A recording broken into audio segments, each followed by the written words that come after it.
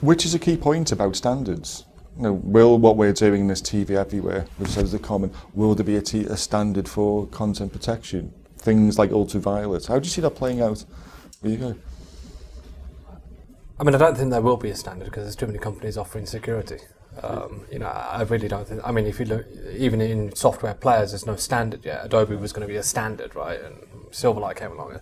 I don't think there will be a standard. I mean, we use things like Widevine in certain technologies where we're doing OEM business.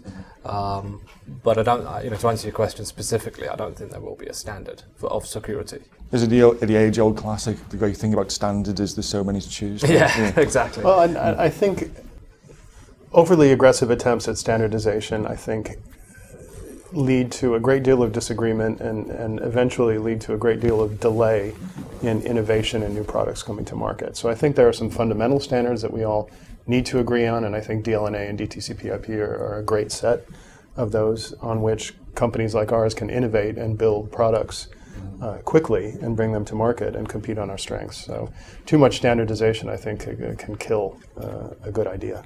Because again, the thing is about personalization and access. Is that a fundamental worry? That by this, you're going to have to choose the balance between access and control. I think a lot of companies, I mean, at the end of the day, TV Everywhere is going to be about individual companies and brands trying to get content to their customers however they can. So those companies are going to establish their own ways of doing that with their own selected partners and are going to have ways of access and control that suit them. In an application world today, you can have a tablet or a phone that has content from 10 different providers via 10 different apps who are all doing it their own way, and it works just fine.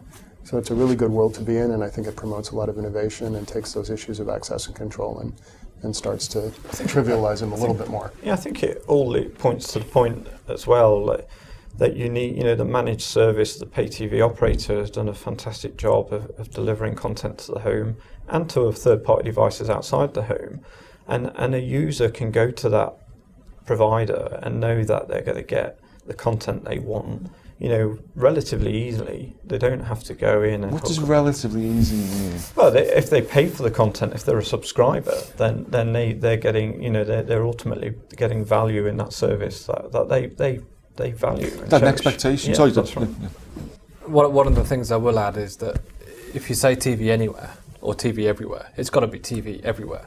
And if you look at what people are offering, some people do geo-blocking, some people have constraints on where you can watch it, where you can't watch it. Going back to what we do, we don't do any of that. If you've paid for your TV content, we believe you should be watching it anywhere on any device. And I think that's something that we strongly believe in, is that TV everywhere should be anywhere.